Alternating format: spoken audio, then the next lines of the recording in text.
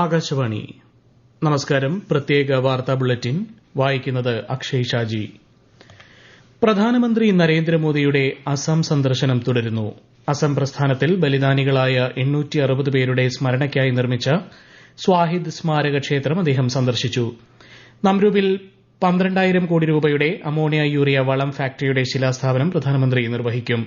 നമ്രൂവിൽ സംഘടിപ്പിക്കുന്ന പൊതുയോഗത്തെയും ശ്രീ മോദി അഭിസംബോധന ചെയ്യും. ഇന്ന് നടക്കുന്ന പരീക്ഷാ പേ ചർച്ചയിൽ 25 സ്കൂളുകളിലെ വിദ്യാർത്ഥികളുമായി ബ്രഹ്മപുത്ര നദിയിലൂടെയുള്ള ക്രൂയിസ് യാത്രയ്ക്കിടെ അദ്ദേഹം സംവദിക്കും. കേരളത്തിലെ തദ്ദേശ സ്വയംഭരണ സ്ഥാപനങ്ങളിലേക്ക് പുതുതായി തെരഞ്ഞെടുക്കപ്പെട്ട അംഗങ്ങളുടെ സത്യപ്രതിജ്ഞ ആരംഭിച്ചു.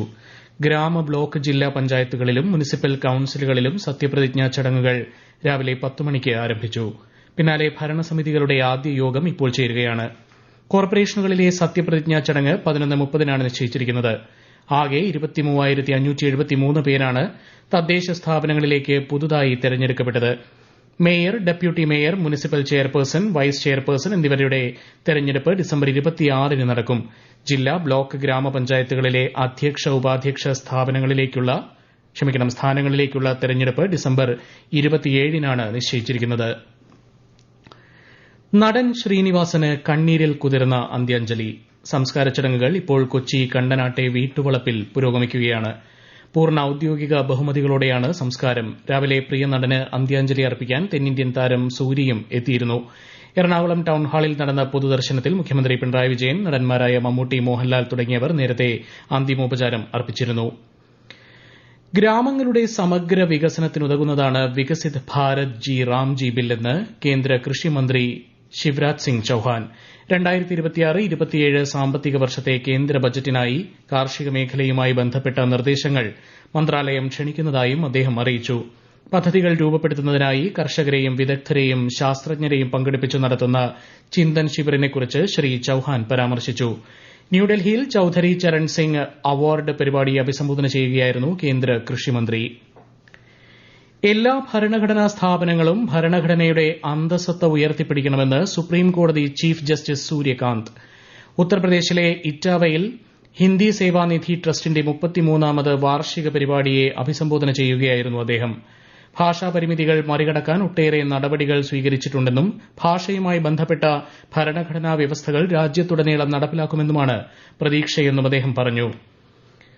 പൊണ്ണത്തടി പ്രതിരോധിക്കുന്നതിനായി സമൂഹത്തിന്റെ കൂട്ടായ പരിശ്രമം അനിവാര്യമെന്ന് കേന്ദ്രമന്ത്രി ജിതേന്ദ്ര സിംഗ്. ന്യൂഡൽഹിയിൽ ഇന്നലെ നടന്ന ദ്വിദിന ഏഷ്യ ഓഷ്യാനിയ സമ്മേളനത്തിൽ സംസാരിക്കുകയായിരുന്നു അദ്ദേഹം. രാജ്യം നേരിടുന്ന പൊതുജനാരോഗ്യ പ്രതിസന്ധിയാണ് പൊണ്ണത്തടി. ശരീരഭാരം കുറയ്ക്കുന്ന മരുന്നുകൾ വിവേകപൂർവ്വം മാത്രമേ ഉപയോഗിക്കാവൂ. പൊണ്ണത്തടി കേവലം ഒരു ജീവിതശൈലി രോഗമല്ലെന്നും രാജ്യത്ത് 63% മരണവും പൊണ്ണത്തടിയുമായി പ്രത്യക്ഷമായോ പരോക്ഷമായോ ബന്ധപ്പെട്ടിരിക്കുന്നതായും കേന്ദ്രമന്ത്രി വ്യക്തമാക്കി. ഈ സാമ്പത്തിക വർഷത്തെ ആദ്യ 8 മാസത്തിൽ രാജ്യത്തെ ഇലക്ട്രോണിക്സ് കയറ്റുമതി $31 ബില്യൺ എത്തിയതായി കേന്ദ്രമന്ത്രി അശ്വിനി വൈഷ്ണവ്. അതിവേഗം വളരുന്ന 30 കയറ്റുമതി ഇനങ്ങളിൽ ഏറ്റവും വേഗത്തിൽ വളരുന്ന മേഖലയാണ് ഇലക്ട്രോണിക്സ് മേഖല എന്നും സമൂഹമാധ്യമത്തിൽ അദ്ദേഹം കുറിച്ചു. വന്യജീവി ആക്രമണങ്ങളുമായി ബന്ധപ്പെട്ട വിഷയങ്ങളിൽ ജാഗ്രതയോടെ പ്രവർത്തിക്കുമെന്ന് വനം മന്ത്രി എ.കെ. ശശീന്ദ്രൻ. വയനാട്ടിൽ കടുവ ആക്രമണത്തിൽ കൊല്ലപ്പെട്ടയാളുടെ കുടുംബത്തിന് സഹായം ഉറപ്പാക്കണമെന്ന് അദ്ദേഹം ഉദ്യോഗസ്ഥർക്ക് നിർദ്ദേശം നൽകി. മരിച്ചയാളുടെ ബന്ധുക്കൾക്ക് ജോലി നൽകുന്ന കാര്യം പരിഗണനയിലുണ്ടെന്നും മന്ത്രി കോഴിക്കോട് മാധ്യമങ്ങളെ അറിയിച്ചു. കടുവയെ കണ്ടെത്തുന്നതിനായി തുടർ നടപടികൾ സ്വീകരിക്കുമെന്നും അദ്ദേഹം വ്യക്തമാക്കി. സർഗോത്സവം 2025 കലാമേളയ്ക്ക് ഈ മാസം 28 മുതൽ കണ്ണൂരിൽ തുടക്കമാകും. പന്തലിന്റെ കാൽനാട്ടൽ ചടങ്ങ് മന്ത്രി രാമചന്ദ്രൻ കടന്നപ്പള്ളി നിർവഹിച്ചു. പട്ടികവർഗ വികസന വകുപ്പിന് കീഴിലെ മോഡൽ റെസിഡൻഷ്യൽ സ്കൂളുകളിലും പ്രീ മെട്രിക് ഹോസ്റ്റലുകളിലും പഠിക്കുന്ന വിദ്യാർത്ഥികൾക്കായാണ് സർഗോത്സവം സംഘടിപ്പിക്കുന്നത്. 22 മോഡൽ റെസിഡൻഷ്യൽ സ്കൂളുകളിലും 120 ഹോസ്റ്റലുകളിലുമായി പഠിക്കുന്ന വിദ്യാർത്ഥികൾ വിവിധ മത്സരങ്ങളിൽ മാറ്റുരയ്ക്കും. ഇന്ന് ലോക ധ്യാന ദിനം. കഴിഞ്ഞ വർഷമാണ് ഐക്യരാഷ്ട്രസഭ ഡിസംബർ 21 ലോക ധ്യാന ദിനമായി പ്രഖ്യാപിച്ചത്.